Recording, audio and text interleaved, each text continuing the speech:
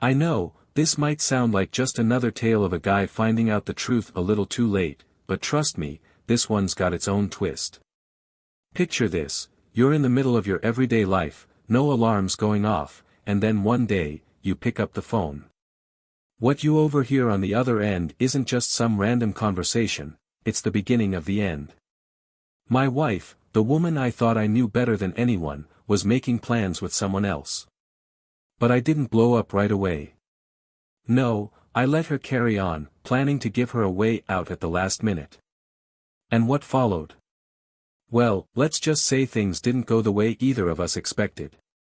You think you know where this story is headed? Think again. I'm not usually the type to listen in on other people's conversations, so I have no idea what possessed me to do it this time. It was a lazy Sunday afternoon, and I was down in the basement, fiddling with the water heater, when the phone rang. I wasn't sure what my wife, Lisa, was up to, but since the basement phone was right there, I went ahead and picked it up. Before I could even say a word, I heard Lisa on the other line from upstairs. "Tom, you shouldn't have called here." What if Brian had answered the phone?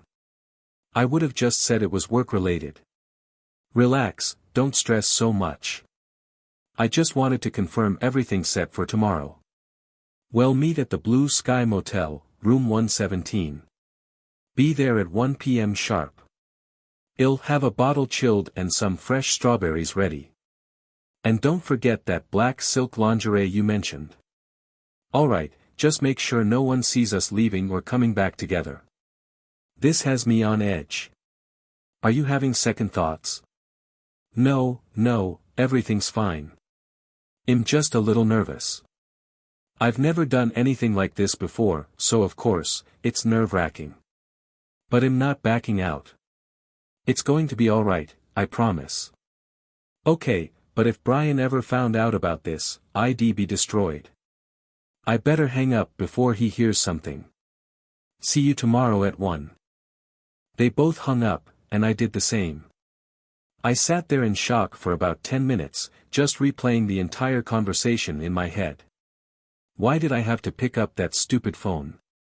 Lisa and I had known each other forever, practically growing up together.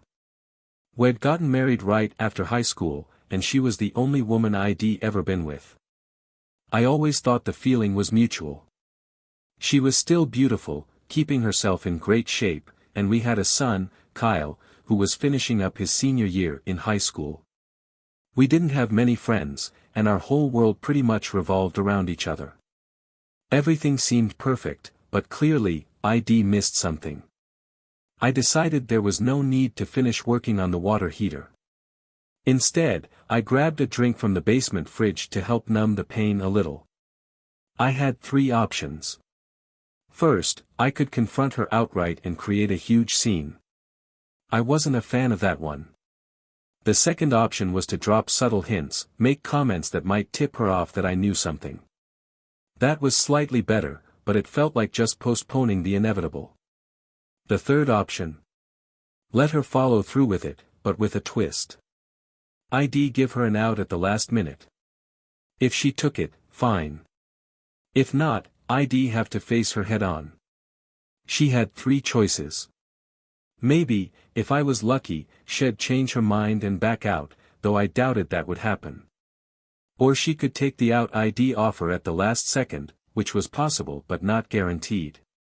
And then there was the worst-case scenario, she'd go through with it. Unfortunately, that seemed like the most likely outcome. With that sorted out, I started thinking about how I'd handle it. Oddly enough, I started to feel a weird sense of excitement, like it was some kind of twisted game. After dinner, I'd lay out a real plan. First, I needed to gather all the facts, and then, I'd figure out the best way to approach this situation. I'd been working for a security systems company for nearly 20 years, so I knew a thing or two about strategy. For the past year, my boss had been pushing me to take over the office in Huntsville, Alabama, but Lisa wasn't interested in moving. She had been working for an insurance company for a solid 10 years and was doing pretty well for herself. However, I always had a bad feeling about the guy she worked with, Tom Simmons. Turns out, my gut was right. Tom was married, and from what I knew, his wife seemed like a decent person. But the fact that he wanted mine too. That stung. The move would have been great for Kyle, though. He had his sights set on attending Auburn, and with the in-state tuition, it would be a lot easier financially than paying out-of-state fees. So, during dinner, I made up my mind, I was taking that job in Huntsville, no matter what happened the next day. I'd move down, establish residency, and Kyle would qualify for the in-state rates by the time he started college. I didn't feel like I needed to tell Lisa just yet, but I planned to bring it up to Kyle after dinner. My plan was to hand in my notice at work the next morning and get myself packed. With that decision made, everything else started falling into place. Kyle and I had always gotten along pretty well, so when I explained that I'd be heading down to Alabama ahead of the rest of the family, he thought it was a smart move. He promised not to say anything to his mom about it.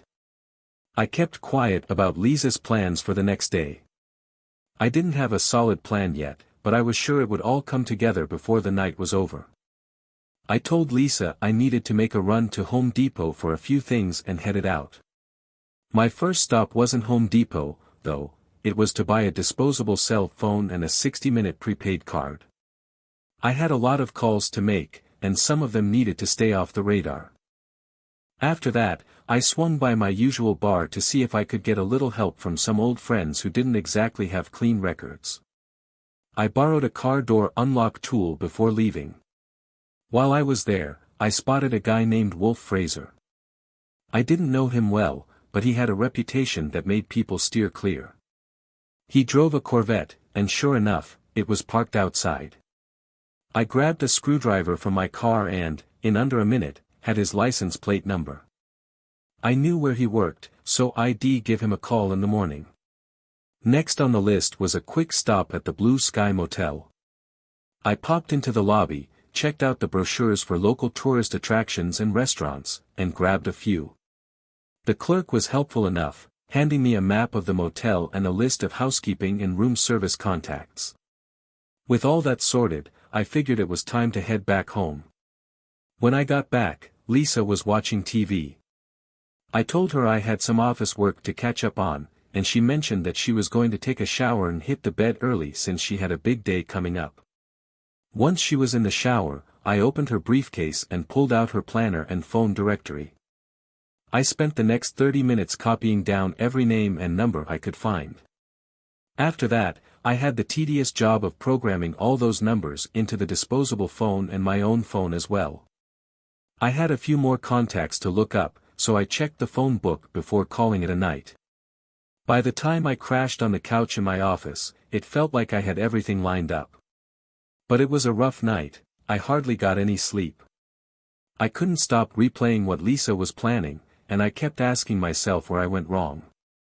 What had I done to push her toward this? By the time I drifted off to sleep, I had convinced myself that it was all on me, that somehow, I had failed as a husband. When morning came, I was a mix of emotions. I brewed a pot of coffee and set the table for breakfast. Lisa came downstairs, looking absolutely stunning. "You look really nice today," I said, trying to sound casual. "Something special happening at work?" She raised an eyebrow. "What are you talking about? I always look nice." "Yeah, I know," I chuckled. "Just messing with you." We both skimmed the newspaper as we ate, but the conversation was minimal, nothing out of the ordinary, but there was definitely a tension in the air. I couldn't tell if she was anxious or excited. "I've got a lot of errands to run today," I told her. "Might be a bit late for dinner." "That's fine," she replied. "I'll make something I can keep warm for when you get home. Is there anything special you'd like?" "Nah, anything's fine. Whatever's easiest." It was a pathetic attempt at small talk on both our ends. She knew what she had planned, and so did I. We were both walking on eggshells. I got to work early, got all my paperwork in order for the transfer to Huntsville, and cleaned out my desk. After that, I made a stop at a divorce attorney's office to pick up the forms and information I'd need in case my last effort to save things didn't work out. Once I was done there, I headed home to pack. I loaded all my clothes into the car, pulled the hard drive out of my computer, and gathered up all the important files and documents I thought I might need. Most of our savings had already been converted into valuable coins, so I took those as well. When the banks opened, I closed our accounts and cancelled the credit cards. I knew I was jumping the gun on a lot of this, but I didn't have much faith that she'd change her mind. Before I left, I stopped by a florist and ordered a dozen red roses to be delivered to her exactly at 1:15 p.m. I kept checking my watch the whole time. Timing was going to be everything today. At around 12:30, I drove over to the motel and found a spot where I could see the room but remain unnoticed. I organized everything I needed on the passenger seat of the car. Soon enough, Tom pulled in. He got out of his car with a grocery bag, which I figured had the strawberries, bottle of drink, and who knows what else. He headed straight into the room and came back out shortly after to grab some ice from the machine. While he was busy setting the scene, I started making my calls. The first one was to a pizza place. "Hi, I'd like to order a large pepperoni pizza for delivery to room 117 at the Blue Sky Motel. I might be in the shower, so make sure the delivery guy knocks hard and long enough for me to hear him." 20 minutes. Perfect, thanks. Next, I called another pizza joint and repeated the process. Then I called 2 more places. For my 5th call, I ordered some egg rolls and sweet and sour pork from a Chinese restaurant. I knew at least a couple of these places would probably call back to confirm, but that was part of the plan, the effect would be the same. Lisa hadn't shown up yet, so I made another call to the motel's housekeeping, asking for extra towels and an additional ice bucket. I figured that would take about 15 minutes to arrive. She parked her car at the far end of the building, clearly trying to keep it out of sight. With a small overnight bag in hand, she started walking toward the motel. When she was about 20 feet from the door, I hit her number on my speed dial. "Hey, sweetheart, it's just me," I said, keeping my tone light. "Brian, is something wrong? You don't usually call me at work in the middle of the day. I was just thinking about you, wanted to tell you I love you." "Oh, Brian, that's so sweet. I love you too. Alright, I'll let you get back to it. I'll see you later. Goodbye, Brian, and thanks for the call." She hung up, turned around, and walked right into the motel room. That was it, her last chance to walk away, and she didn't take it. A tear formed in the corner of my eye as I resumed making my calls. Call number 7 went to the local news station. "Hey, is this the news desk? Something strange is happening over at the Blue Sky Motel. You might want to send a camera crew to check it out." "No, I'm not sure what's going on, but I heard the cops are on their way. Thought you'd want the scoop." Next up, I walked over to Tom's car. He had parked in just the right spot, where I could easily swap out his license plate with the one ID grabbed off Wolfie's Corvette. While I was making my way over, I called Lisa's office. She had a 3 o'clock meeting scheduled with someone named Rob Kelly. "Hi, this is Rob Kelly. I had an appointment with Lisa Adams for 3, but am going to need to reschedule. Could you ask her to call me at 961-4452 when she gets a chance? I tried her cell, but it's busy. Thanks." The number I gave was a voicemail for a divorce law firm. After I switched Tom's plates, I tossed the old one underneath his car and headed over to Lisa's. I moved her car around to the back of the motel, out of sight. As I strolled back to my car, I dialed the next number. "Hi, Mrs. Simmons. I'm calling on behalf of your husband. He's having car trouble and needs you to pick him up right away. He's at the Blue Sky Motel, room 117. You can reach him on his cell or call the room directly at 961-7700, extension 117. No, I'm not sure why he didn't call you himself. It seems like he's meeting with a client, and she's quite a looker. Bye now. Next, I called Acme Welding and asked to speak to Wolfie's boss. Could you let him know there's a white Honda in the Blue Sky Motel parking lot with his license plate on it? He might want to check it out. Then I called the police. Yeah, I just saw two people switching out license plates on a car in the Blue Sky Motel parking lot. Something seemed a little off. Thought it was worth reporting. The car has the plate number registered to a guy named Wolfie. Soon after, the first pizza delivery showed up at the motel room. From what I could see, there was some confusion at the door, but in the end, Tom paid for the pizza, and the delivery guy left. Call number 12 was to Lisa's mother. Hi, Mom, it's Brian. I don't have much time, but I need you to do something for me. Lisa's at a motel with a guy from her office.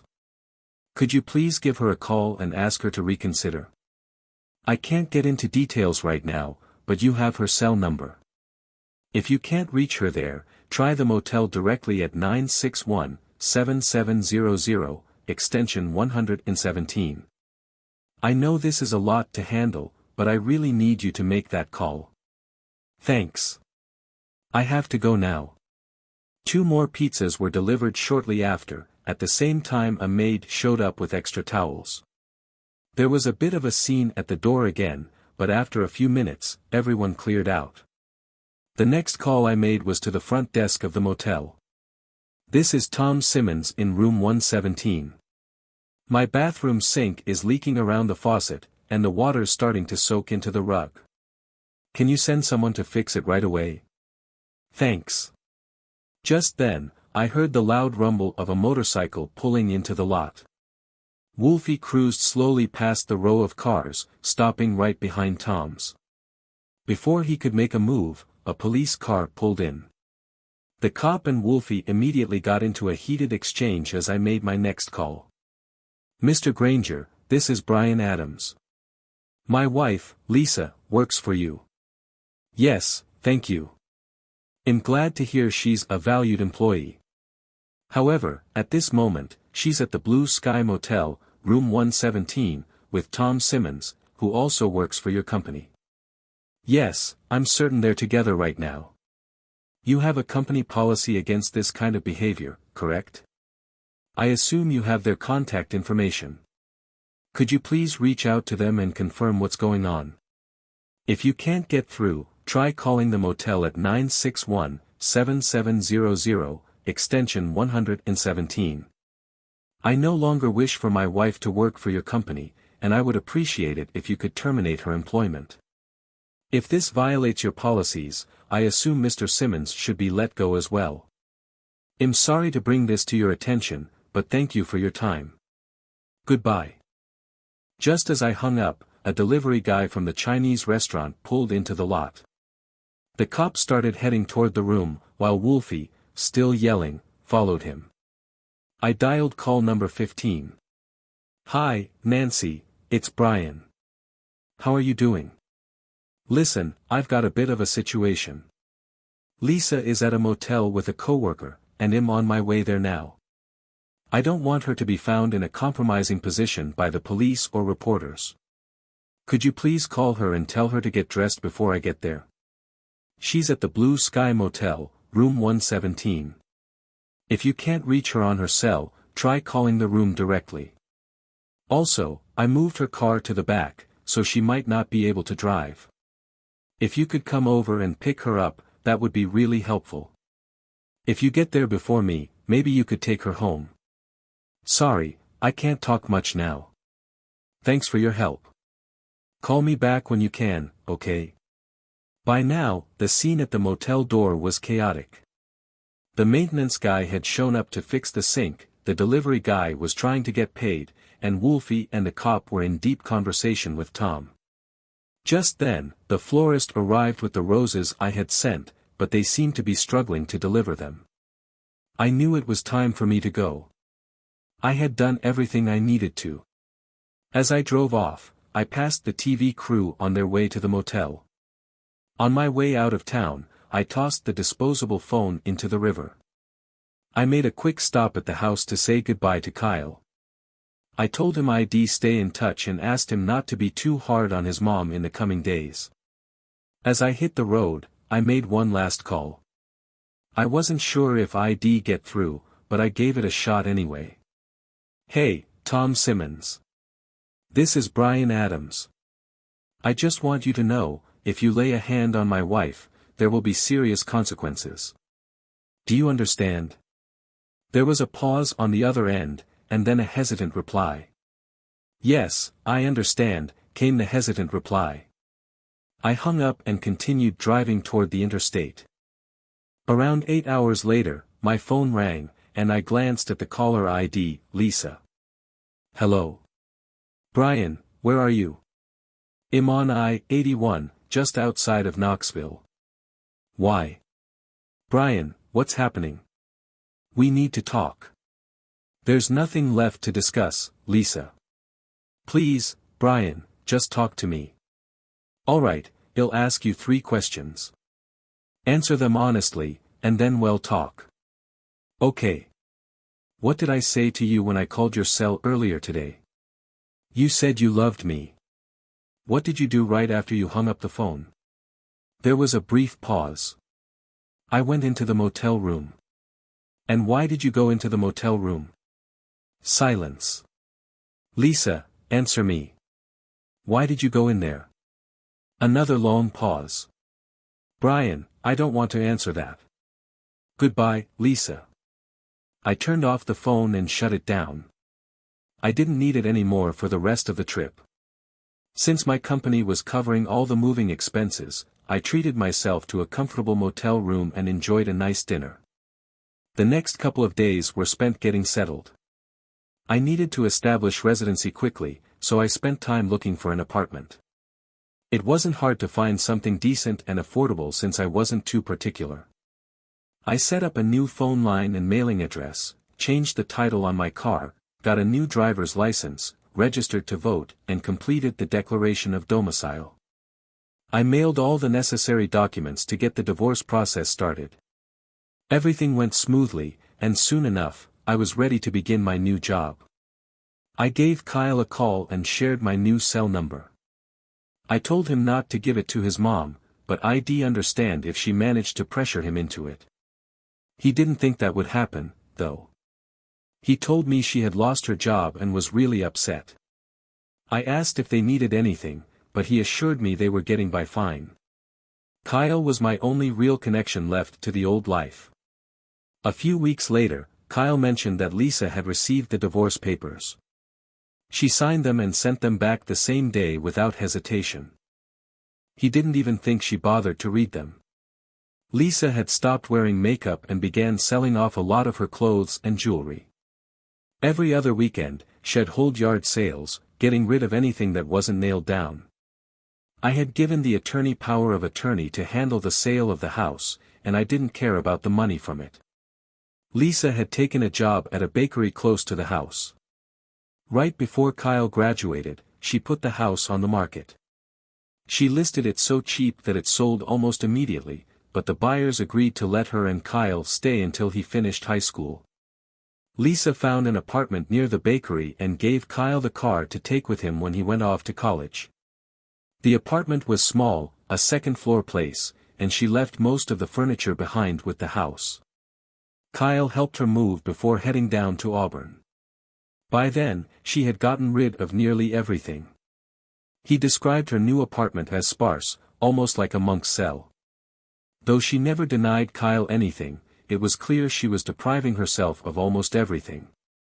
I could hear the concern in his voice whenever he talked about her. The next 4 years flew by. Auburn was a 4-hour drive from where I lived, and between my busy work schedule and Kyle's school life, I didn't get to see him much.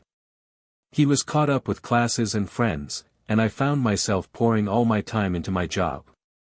After the house was sold, Lisa had the title company send me the full amount of the sale. She didn't keep a single cent. I cashed the check and set the money aside in a folder with her name on it. I ended up buying a small house, and most of my time went into fixing it up. I didn't date or try to meet anyone new, I wasn't interested. I missed having companionship, but I just didn't want to get close to anyone again. Before I knew it, graduation day was upon us. I drove down to Auburn to watch Kyle receive his diploma. The seats were assigned, and as luck would have it, Lisa's was right next to mine. Even after everything, I was genuinely glad to see her. She looked okay, though tired, older, and without makeup or much care for her appearance. There was a sadness about her. We exchanged smiles and a quick hello. There wasn't any time for small talk, and to be honest, I don't think either of us knew what to say. The ceremony went by quickly. Just as it ended, the awkward silence was broken by Kyle bounding over to see us, full of excitement. He was talking a mile a minute, thrilled about getting his degree. Watching him in that moment was the best feeling, seeing him so happy. A few of his friends came by to introduce themselves, and soon after, they all took off to Gulf Shores to celebrate. That left Lisa and me standing there together. "How did you get here?" I asked, trying to break the tension. "I took the bus. I've got a round-trip ticket and need to catch it by 6 to head back. Do you want a ride instead?" "Sure, if it's no trouble. I've got a week off work, but I wasn't planning on staying here." "Well, if you're free for a few days, why don't you come stay at my place? I can drive you back when you're ready, it beats taking the bus." She smiled softly. "Anything's better than the bus. But, Brian, staying at your place might not be the best idea. It'd be too difficult for both of us. We never had a real conversation after everything. You cut me off, and I didn't get a chance to explain. I've felt bad about that for years. So you want to talk now, after all this time, when our lives have already fallen apart? What's the point? Is it too late?" She asked quietly. "I think so. What could you possibly say now to make things right? You didn't tell me back then, so why would I listen now?" "I don't know. But even if we don't get everything out in the open, I think I'd still enjoy spending a few days with you." "Are you sure? I've got time off too. Do you have anything with you?" "No, just what I'm wearing. I didn't plan on staying overnight." "Well, we can stop by Walmart, grab you some clothes, and you'll be all set. It's a 4-hour drive, and I'd really like some company." She hesitated, then sighed. "I can't imagine this going well, but I'll give it a try. If you do anything to upset me, though, I promise I'll walk away and never look back." "That's fair. My car's this way." For the first few miles, we didn't say much. Eventually, we stopped off near Birmingham, and I convinced her to pick out some slacks, a couple of tops, and some underwear. I even talked her into getting a pair of sneakers, though she flat out refused to buy any makeup. I dropped a hint, but didn't push it. A little further up the road, we stopped for dinner at a Cracker Barrel. It was one of Lisa's favorite places to eat. We were making good time up I-65 when, out of nowhere, she started talking. "To have intimacy." I glanced over at her. "What?" "The answer to your last question," she said, looking down. "It was to have intimacy." I couldn't say it that day. I don't know why, maybe I was too embarrassed, or I didn't want to hurt you. I just couldn't bring myself to say the words out loud. But after you hung up, I realized you already knew, and it was pointless to deny it. I tried calling you back, but your phone was off. That's when I knew it was over, my life as I knew it was done. "You broke my heart," I replied, my voice softer than I expected. "I know. And I have no idea how to make things right. I've spent countless nights lying awake, trying to figure out some way to make up for it, but I've come up with nothing. After a few years, I realized there's just nothing I can do to fix it." I couldn't think of anything to say. She seemed to be laying it all out there, yet it felt like too little, too late. "If you knew what was happening, why didn't you try to stop it?" she asked. "I couldn't stop it, Lisa. Only you could have done that. You could have said something, though. No, I said firmly. If you knew that I was aware of what was going on, you might have stopped, but for the wrong reasons. Fear of getting caught isn't a good enough reason. You had to stop it because you knew deep down that it was wrong, not because I was watching. Does that make sense? Yeah, it does, she admitted.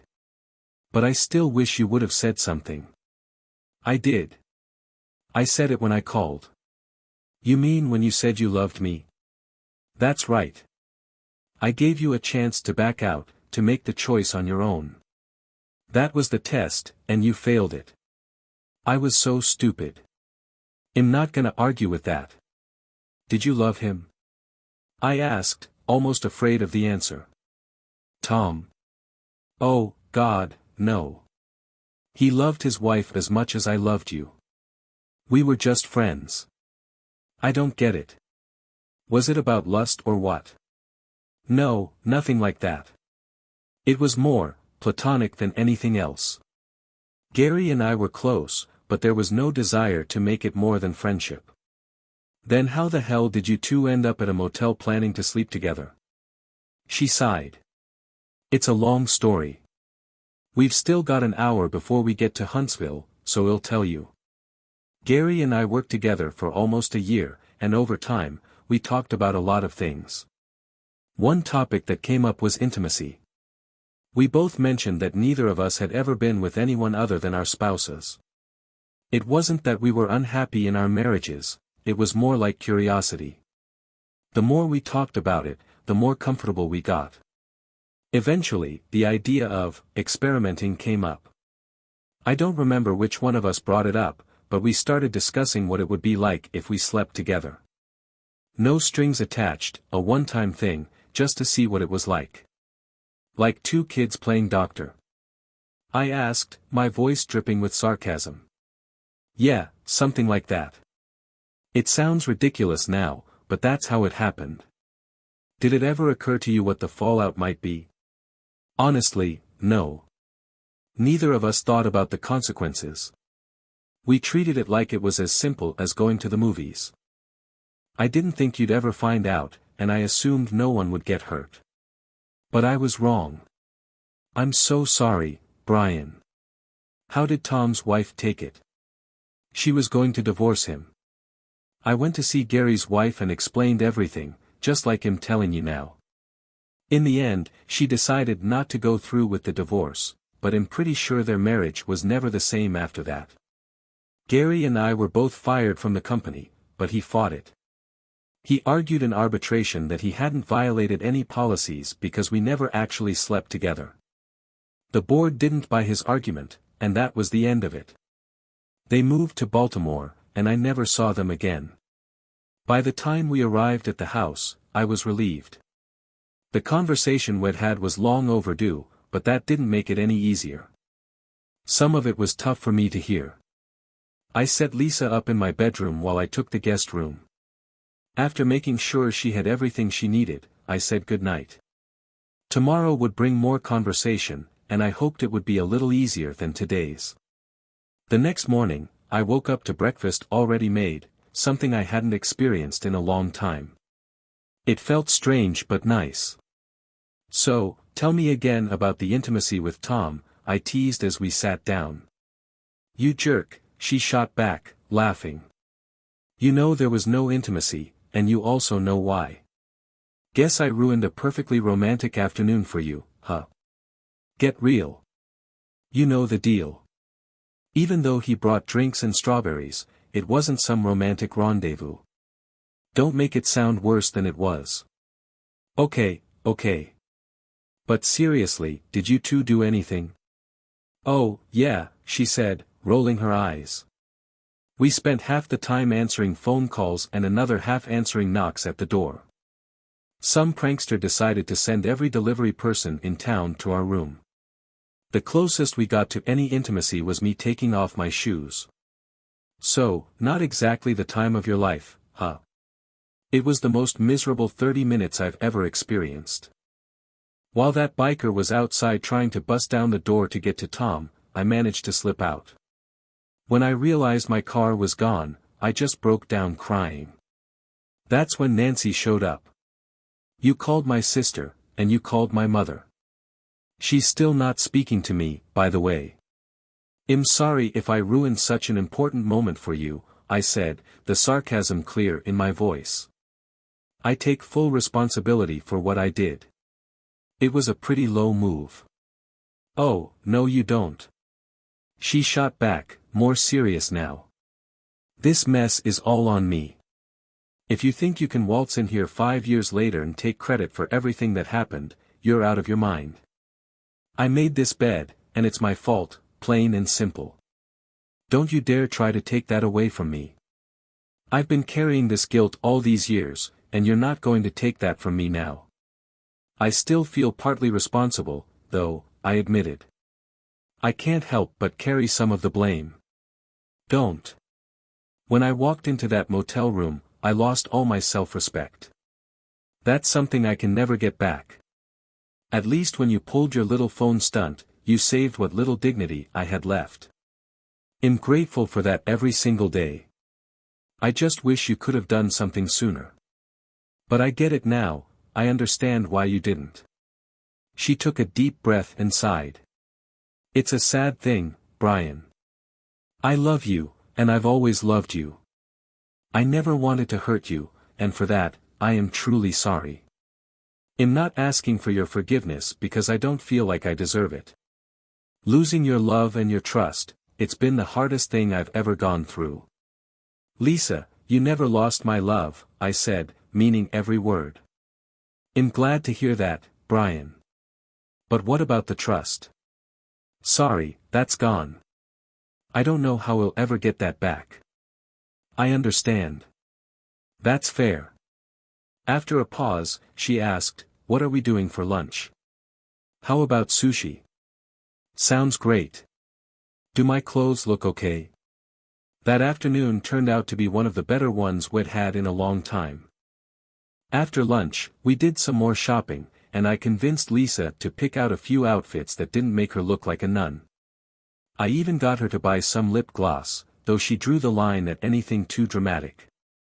For dinner, we kept it light, just some soup, cheese, and crackers. We sat down afterward with a nice glass of wine. It was comforting to see a glimpse of the old Lisa starting to return. The more we talked, the more relaxed she seemed. Then she surprised me with a question. Brian, are we going to be intimate tonight? I hesitated. I don't know. I still have some things to work through. What issues? She asked, raising an eyebrow.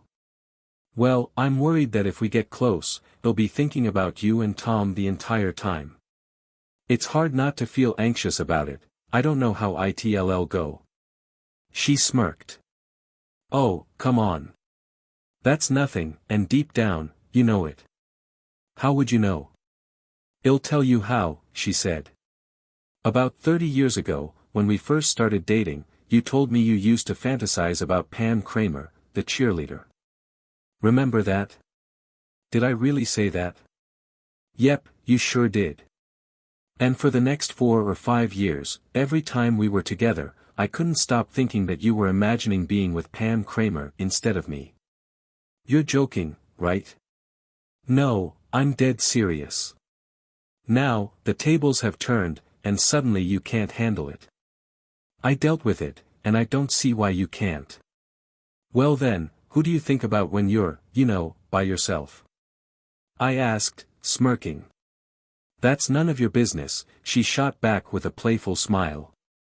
Come on, we all fantasize. Who's your dream lover? She sighed. Okay, most of the time, it's you. Even after we separated. What do you mean most of the time? Who else?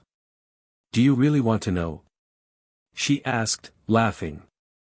You're not going to make fun of me? I promise. No laughing. She looked at me, then smiled. Mel Gibson.